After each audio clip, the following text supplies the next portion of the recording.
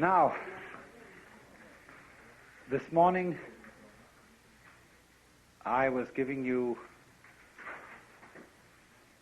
a talk on the fundamental basic attitudes expressed in Lao Tzu's Tao Te Ching. And the title of the book, Tao Te Ching, introduces now the second word in the title. I've been dwelling this morning on the first word, which is Tao, and so comes up this second word, De. And this word, again, faces us with some serious problems of translation.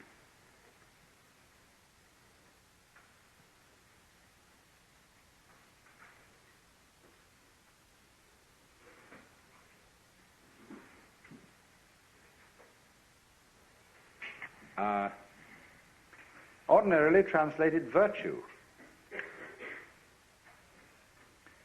but virtue as we understand it today isn't at all appropriate. The nearest kind of, when we speak of the healing virtues of a plant, that's nearer to the meaning of this word, de. The Japanese pronounce it toku, the Cantonese dak, and the northern Mandarins approximately de. And in the section of the Lao Tzu where this is really introduced, the text says something like this: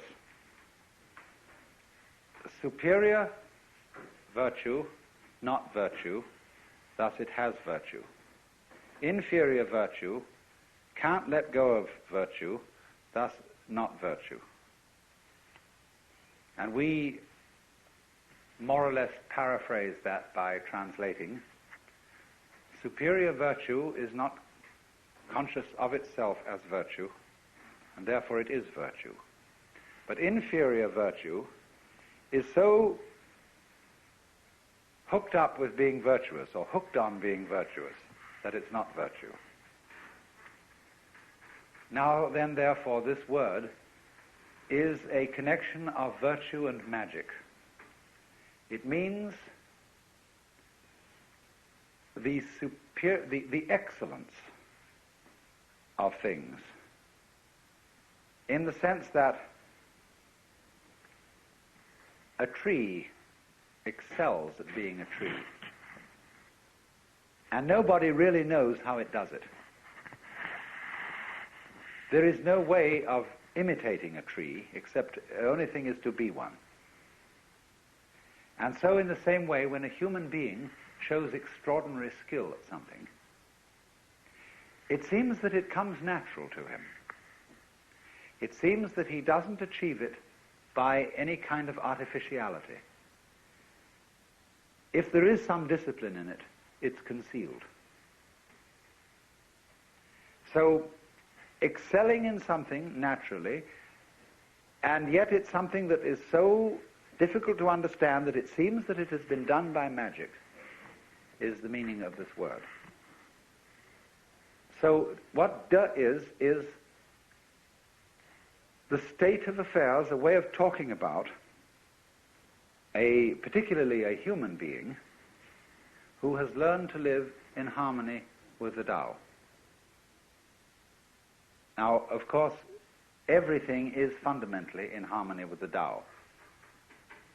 In the book called the Zhongyong, or the Unwobbling Pivot, it is said, the Tao is that from which nothing can depart.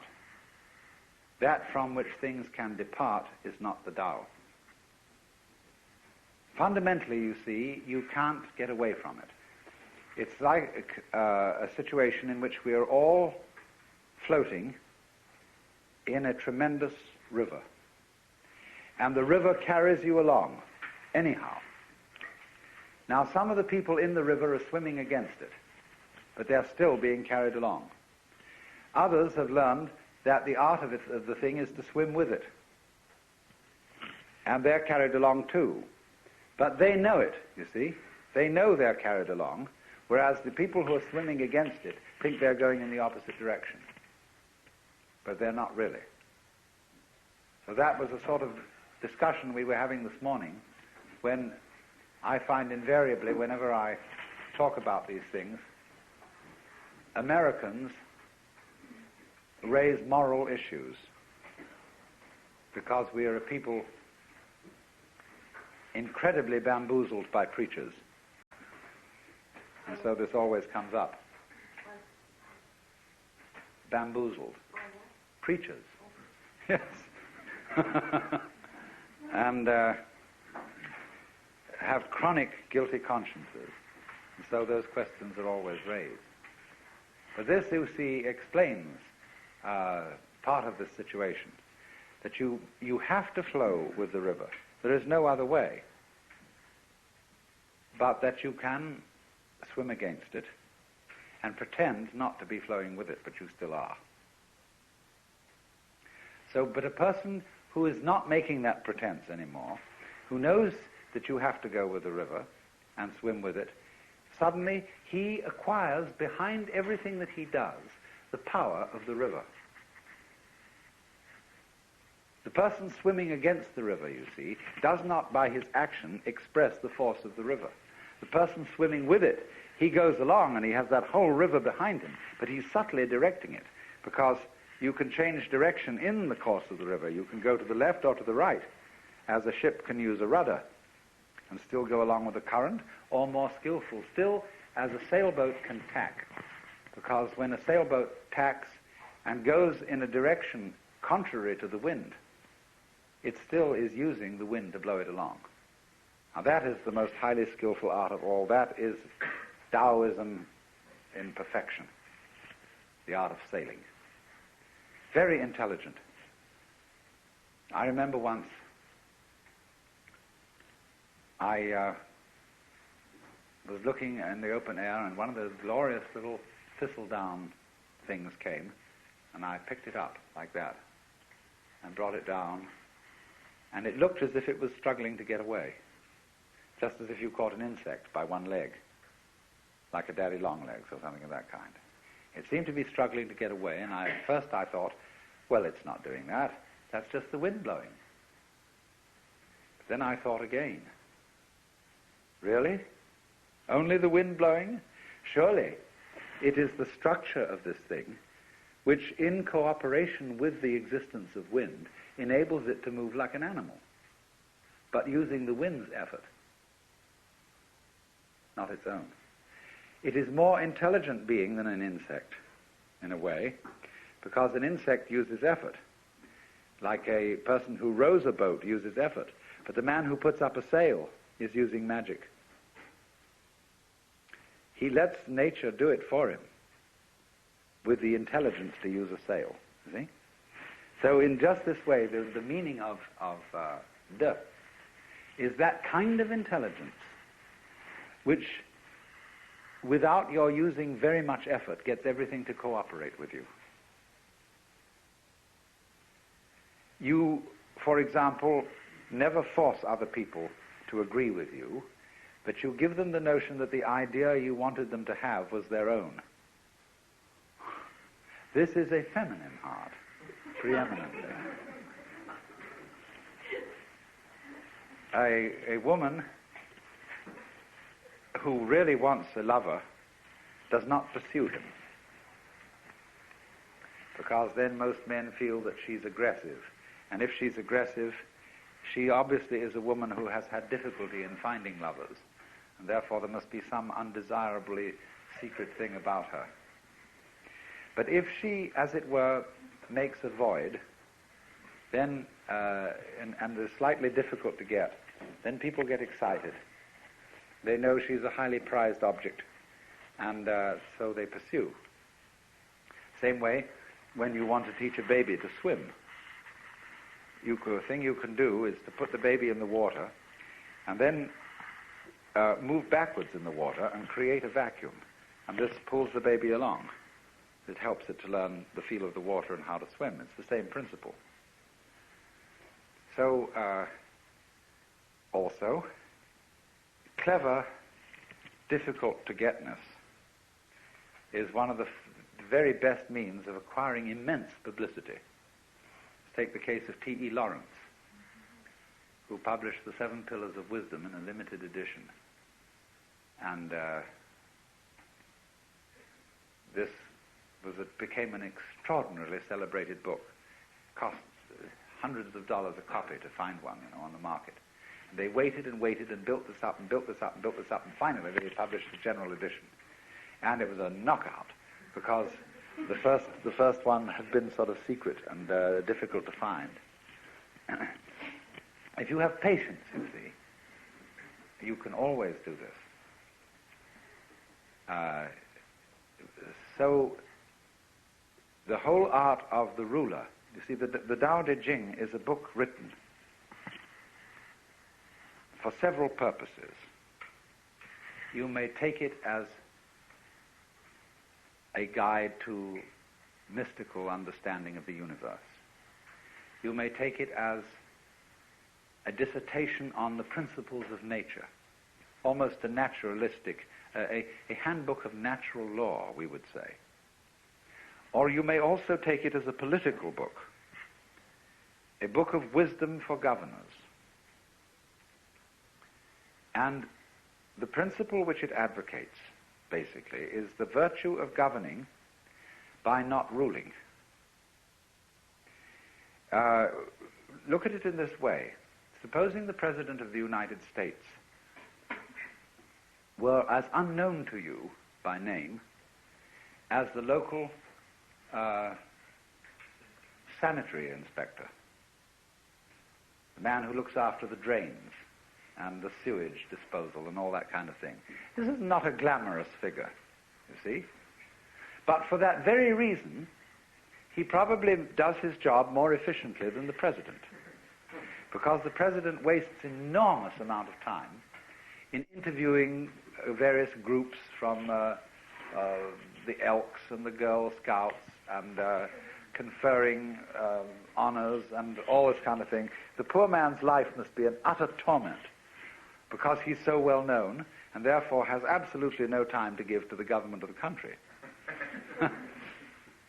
I mean, think of his mail and all the people who have to be employed sifting that out and assessing it, so that if he were someone quite anonymous and that we didn't have to think about him, he would be a very, very good ruler. In just the same way, for example, you don't have to attend, unless you're sick, to the government of your own body. It happens automatically. This is this expression, ziran, of itself, and it goes on day after day after day, and the better it is, the less you have to think about it. When you see well, you do not see your eyes. If there is something wrong with your eyes, you start seeing spots, and those spots are spots in your eyes. When you hear well, you never hear your ears. But when they start singing, then you're starting to hear your ears, and your ears are getting in the way of their own hearing. So on the deepest level, a person as a whole can get in the way of his own existence by becoming too aware of himself. And then he lacks this quality, de. Now, the Taoists then propose that there be something to help people get back to Tao and to be able to be in a state of de, so that they wouldn't get in their own way. And this is connected with the idea of being empty. Emptiness, being somehow vacant, was the secret of the thing. The highest kind of knowledge is not know-how, but know-how, N-O-H-O-W. To be able to do it know-how, without any method. To achieve this, something is practiced which is called fasting the heart. The heart, in Chinese, is a word which doesn't mean heart in the physiological sense. You see, it's part of the De character. Shin. It's usually located about here, and it means heart-mind. It's equivalently translated as mind, and in all the Zen texts where the word mind is used, no mind, mushin, it is this character. The psychic center. Now, the best kind of heart is absence of heart. In English, the word heartless has a very bad connotation, as does the word mindless. A heartless person is an inconsiderate, unfeeling person. A mindless person is an idiot. But a person who has mushin, or no mind, or no heart in Chinese, is a very high order of person. It means that his psychic center doesn't get in its own way. It operates as if it wasn't there. Zhuangzi says that the highest form of man uses his shin like a mirror. It grasps nothing. It refuses nothing. It receives but does not keep. And the poem says, when the geese fly over the water, and they are reflected in the water, that the geese do not intend to cast their reflection, and the water has no mind to retain their image.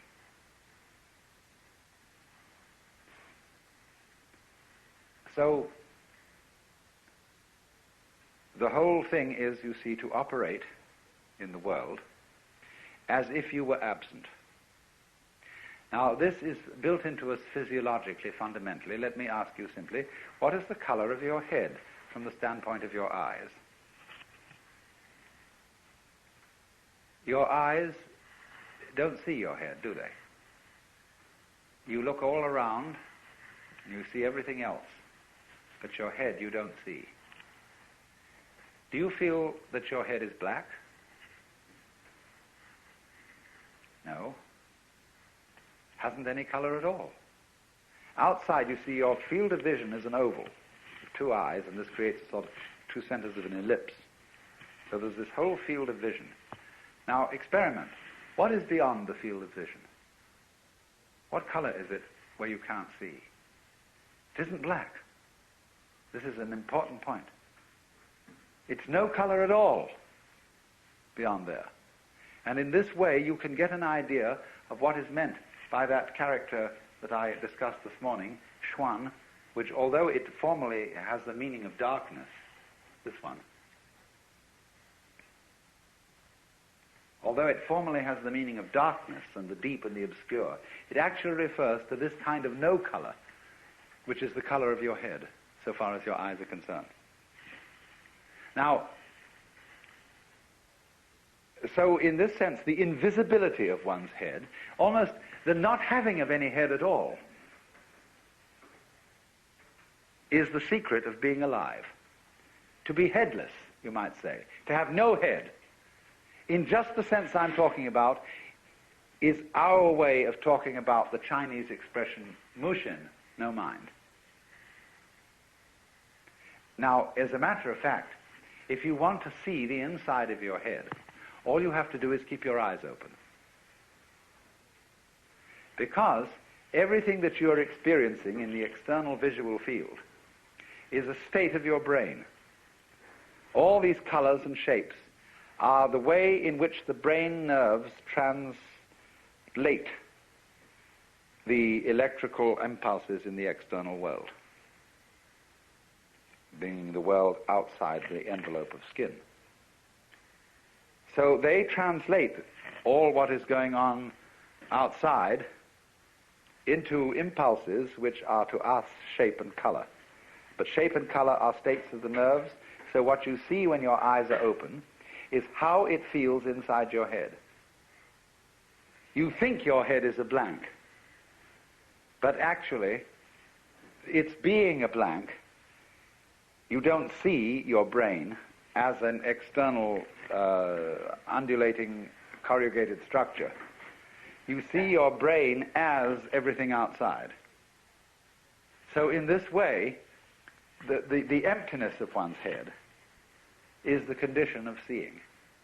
The transparency of the eye lens is the condition of seeing colors. It has no color itself. Eckhart said this: because my eye has no color, it is able to discern color. This is in Germany in the 13th century. This is fundamental Taoist idea of being absent as the condition of being present. Being not there. So, Zhuangzi says, when your belt is comfortable, you don't feel it. When your shoes are comfortable, it is as if you weren't wearing any. Likewise, your clothes, you see. The more you are aware of these things, the less properly they are made, or the less properly they fit.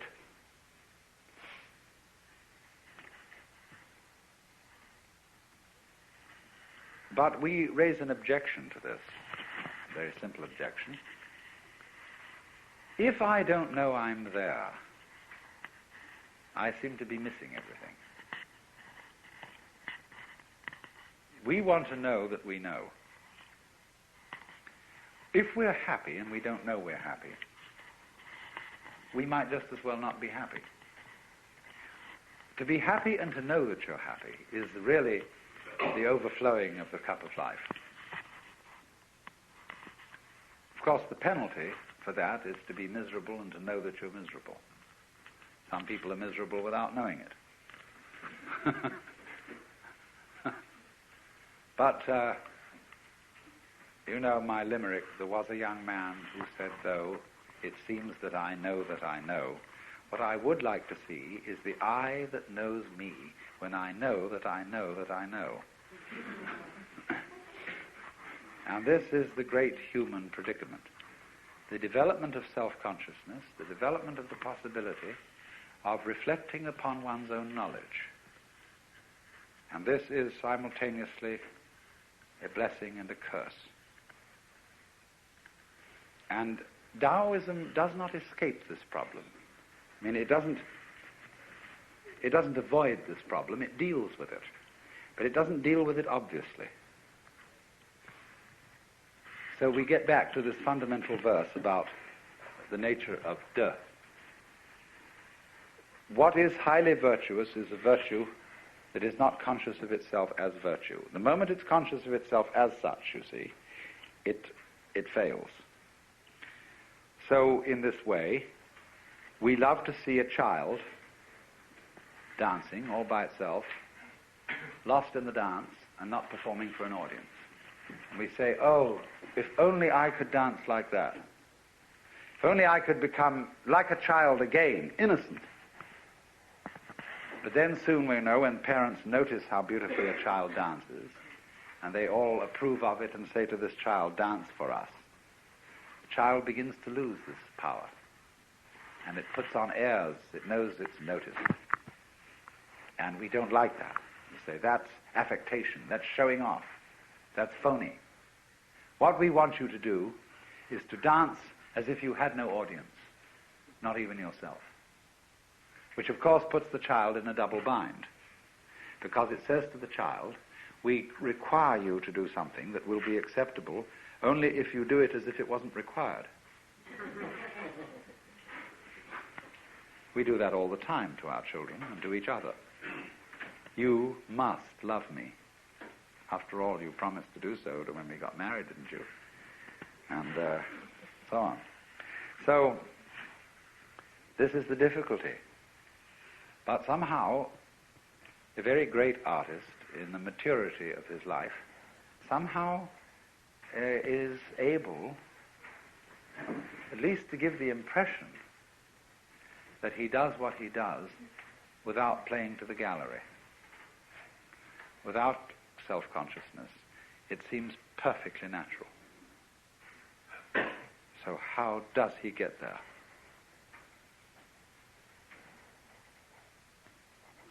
There was a Taoist sage, later than Lao Tzu.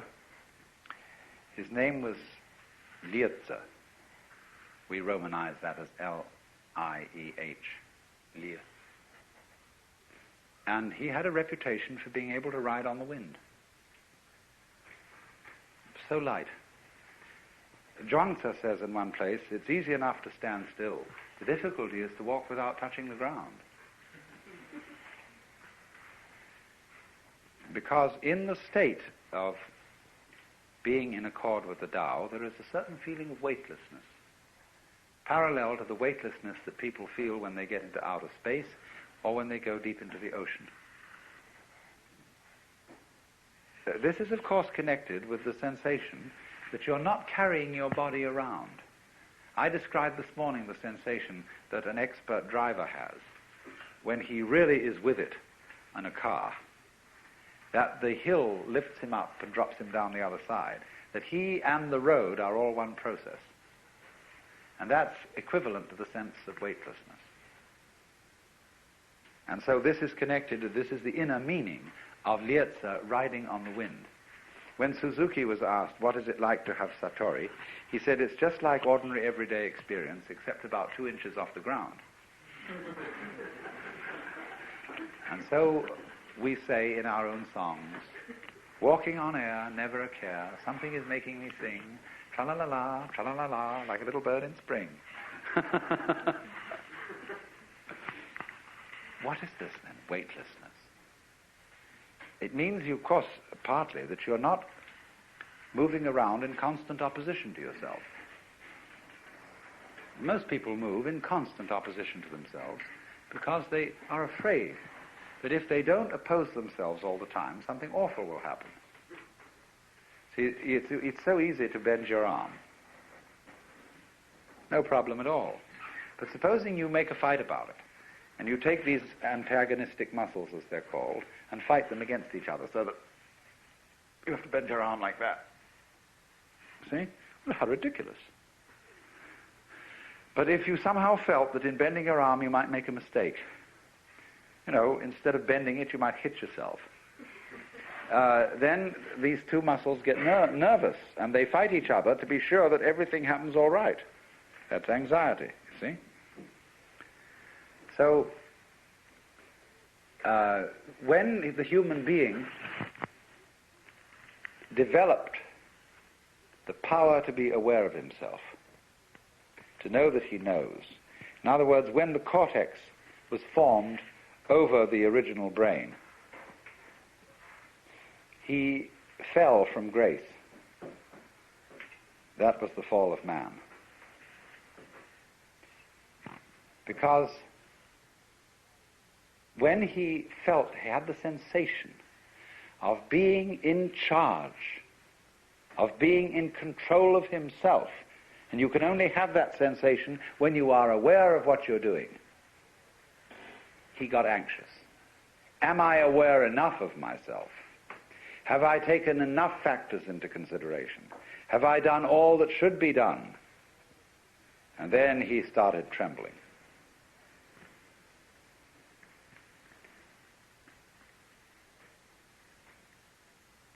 This was the fall of man, of course. This is what is meant. The Lao Tzu says, when the great Tao lost, there came duty to man and right conduct. In other words, nobody talks about how you ought to behave unless things have gone radically wrong. There wouldn't be any conception of faithful ministers of the state unless there were a lot of lousy politicians around. No one would talk about filial piety unless there were wayward sons and daughters. So there is constantly in the tradition of Taoism the idea that all moral preaching is confusion. There's a marvelous case of this in the Zhuangzi book, where there's an alleged conversation between Confucius and Lao Tzu, in which Lao Tzu asks Confucius to explain to him what is charity and duty to one's neighbor. And Confucius gives him a little sermon, on being, giving up one's self-interest and working for others.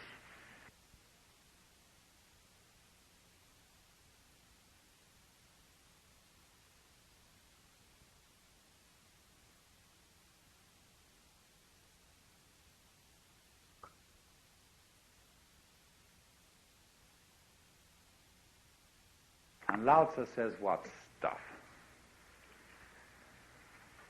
Sir, regard the universe.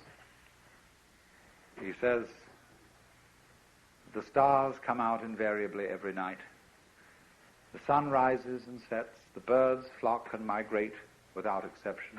All flowers and trees grow upwards without exception. You, by your talk of charity and duty to one's neighbor, you're just introducing confusion into the empire. Your attempt to eliminate self is a positive manifestation of selfishness. You are like a person beating a drum in search of a fugitive. The modern equivalent of that would be the police car about to raid a bad nightclub and coming with its siren full on. See? And everybody in the club gets out. So, all talk about selfishness, all talk about success in becoming virtuous, or enlightened, or integrated, or non-neurotic, or self-actualized. Let's use all the terms that are being used. All this talk attests to the fact that it hasn't happened, and will in fact get in the way of its happening. Well, to go back to Lao Tzu, who succeeded in riding the wind, what happened? Lao Tzu found a very great master and went to study with him. And the master lived in a small hut. And Lao Tzu sat outside the hut. And the master paid absolutely no attention to him. This is sort of the way with Taoist masters. Because why would they want students? They have nothing to teach. So after a year sitting outside, Lao Tzu went away. And he just fed up with waiting so long. Then he sort of got regretful about this and thought he really should make a try. So he went back to the master, who said, why this ceaseless coming and going?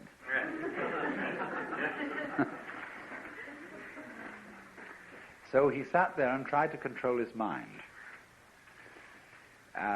in such a way that he would not think of the differences between gain and loss.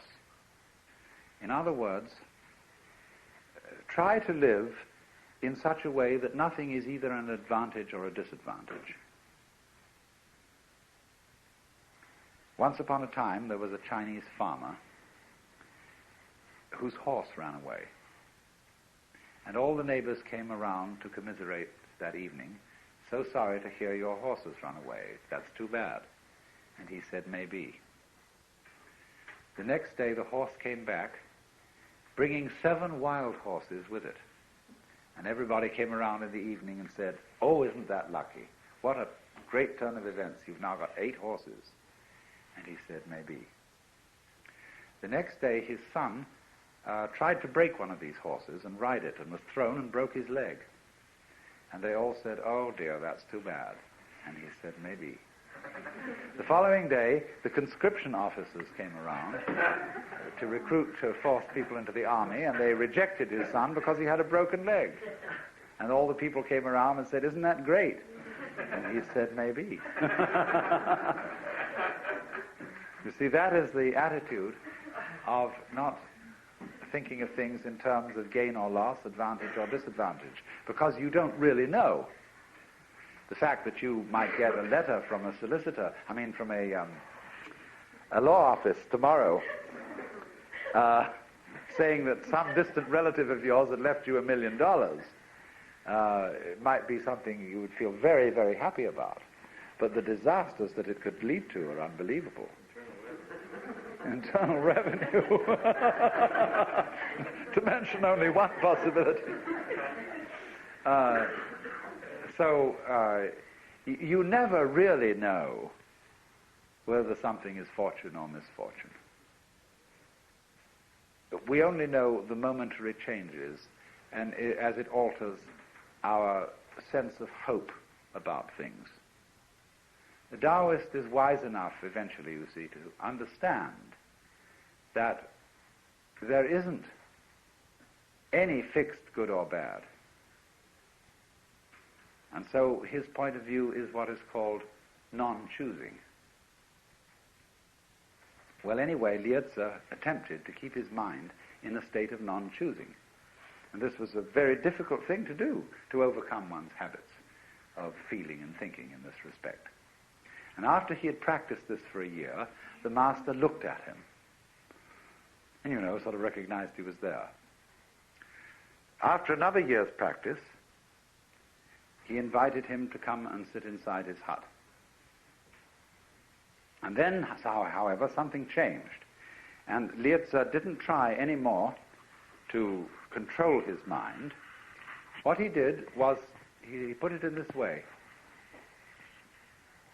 I let my ears hear whatever they wanted to hear. I let my eyes see whatever they wanted to see. I let my feet move wherever they wanted to go. And I let my mind think of whatever it wanted to think.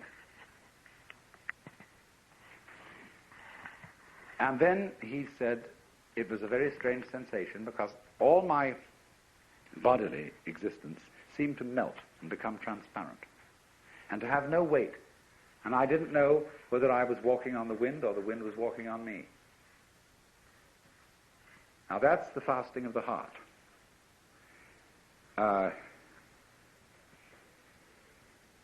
In the ordinary way, you see, you say, well, that made quite an impression on me, as if you were a slate or a blackboard upon which life makes an impression, as the chalk does on the slate or the blackboard.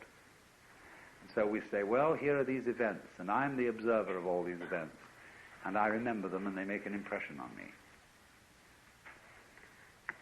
But in the psychology of Taoism, there is no difference between you as observer and whatever it is that you observe.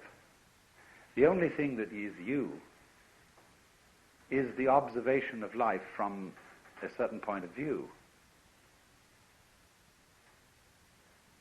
I said a little while ago, you think your heads are empty and blank, but the actual inside of your head is felt in terms of everything you see on the outside. But we make an opposition, you see, between the thinker and the thought, the experiencer and the experience, the knower and the known. Because we think about knowledge in terms of certain metaphors. The metaphor of the stylus on the writing sheet, the reflection on the mirror, all those sort of images come into our idea of knowledge.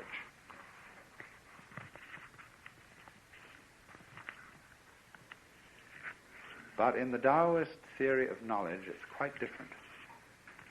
There isn't a knower facing the known.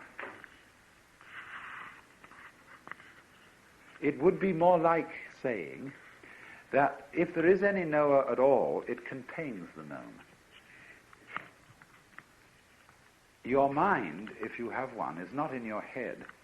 Your head is in your mind. Because your mind, understood from the standpoint of vision, is space.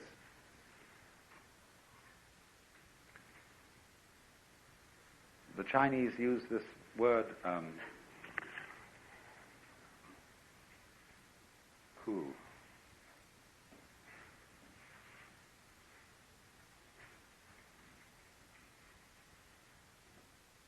which means sky, space, and sometimes emptiness. And there is a saying that form, or, shape and color, there's one word in Chinese that means really both shape and color.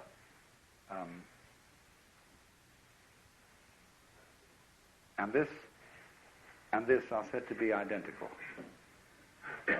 Space or emptiness is precisely shape-color, and shape-color is precisely emptiness. This is actually a Buddhist saying from the Tridaya Sutra.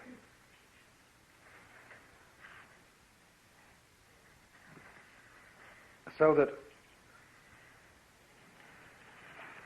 all that we call space contains the myriads of shapes and colors and bodies and weights and so on. It doesn't reflect them as a mirror, but it is the absence which guarantees their presence. And it's their presence which guarantees its absence. So there's this mutual relationship, again, the mutual arising expression, between voidness and form, between existence and non-existence, being and non-being. These are never felt as alternatives or things that are in some kind of contest. So then, when it is said that there is not any thinker behind thoughts, not any experiencer who has experiences, this is a way of saying that experiencing, knowing, is not an encounter between strangers. Western thought concentrates very much on knowledge as an encounter. And it is thus that we talk about facing facts, facing reality, as if somehow or other the knower and the known came from two completely different worlds and met each other like that. Whereas actually the phenomenon of knowledge is almost the precise opposite of that. Instead of being a collision between two wandering bodies in space, knowledge is much more like the expansion of a flower from the stem and the bud, where the opposite points of the flower are the knower and the known. They are the terms of something which, as it were, lies between them. Let me repeat, we tend in all our metaphors and common speech to think of life as an encounter between the knowing human being, the knowing mind, and the world. They think of it not as an encounter, but as an expression, not an impression, an expression of a process that has polarized itself, coming out from a center and expressed itself in terms of opposites. Well, of course, this is the basis of the whole yang-yin principle of, this jolly old thing. And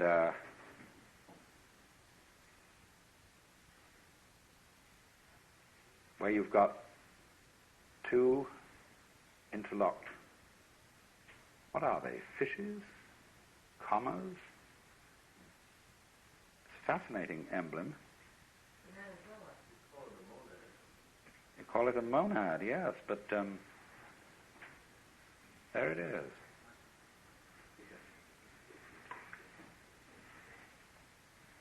This is a helix, essentially, this grip.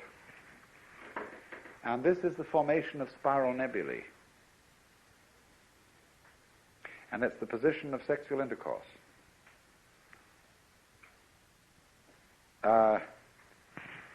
I here, this is my eye, and you here with your eye. I'm trying to get to the middle of you, you're trying to get to the middle of me. And neither one of us exists without the other. This is yang, the white, and yin, the dark.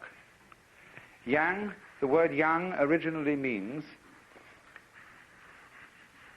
or is associated with, the south side of a mountain, which is sunny.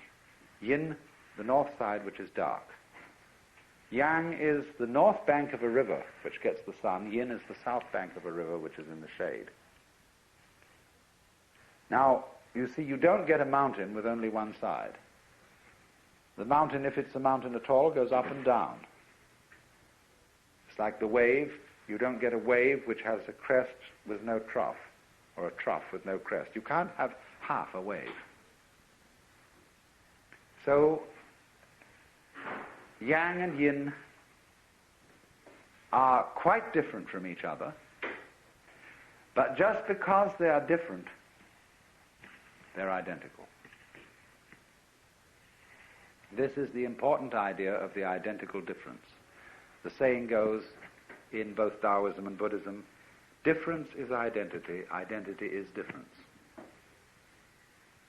The Chinese word for is not quite the same as our word. This word, which is usually used, has rather the meaning of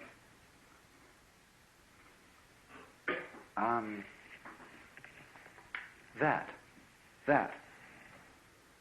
So they would say, difference, that identity, identity, that difference.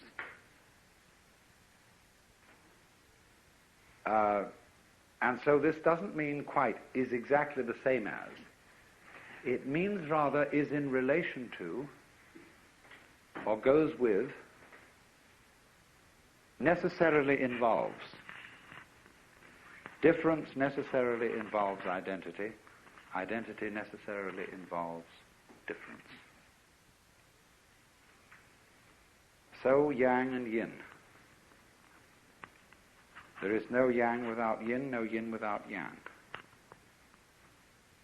When I was first studying these things, I was terribly bothered by how on earth I was going to see this multiple, differentiated world as a unity.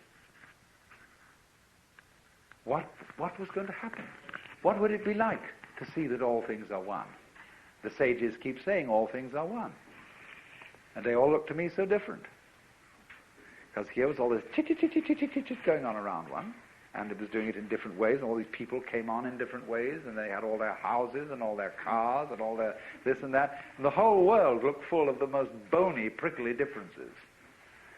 And I thought, well, what's supposed to happen? Is there supposed to be a kind of, as if your eyesight got blurred, and all these things suddenly went blah and flow together? What is this experience of nirvana, of liberation, etc., supposed to be?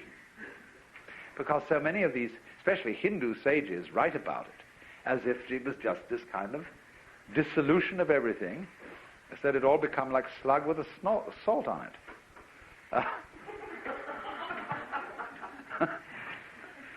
Well, it took me a long time.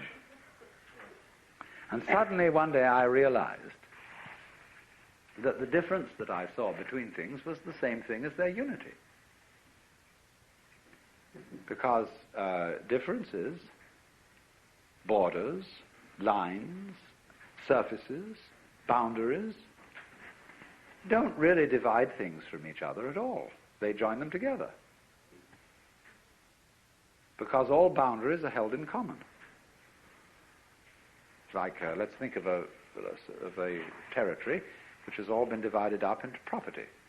There's your property, my property, etc., etc. There are the fences. But we hold, if I live next to you, your fence is my fence. We hold the boundary in common. We may make up silly arrangements as to who is responsible for the maintenance of this fence. But nevertheless, we hold our boundaries in common. And we wouldn't know what my plot of land was or where it was unless we knew the definition of your plot of land and your plot of land that is adjoining. So boundaries are held in common. And I could see then that my sense of being me was exactly the same thing as my sensation of being one with the whole cosmos. I didn't need to get some other weird, a sort of different, odd kind of experience to feel in total connection with everything. Once you get the clue, you see that the sense of unity is inseparable from the sense of difference. You wouldn't know yourself, or what you meant by self, unless at the same time you had the feeling of something other. Now, the secret is that other eventually turns out to be you. I mean, that's the element of surprise in life. When suddenly you find the thing most alien, we say, now what is most alien to us? Go out at night and look at the stars and realize that they are millions and millions and billions of miles away. Vast conflagrations out in space. And you can lie back and look at that and say, well, surely I hardly matter. I'm just a tiny, tiny little peekaboo on this weird spot of dust called Earth, and all that going on out there. Billions of years before I was born, billions of years after I will die, and nothing seems stranger to you than that, more different from you. But there comes a point, if you watch long enough, when you'll say, why, that's me. It's the other. That is the condition of your being yourself, as the back is the condition of being the front. And when you know that, you know you never die. So let's have an intermission.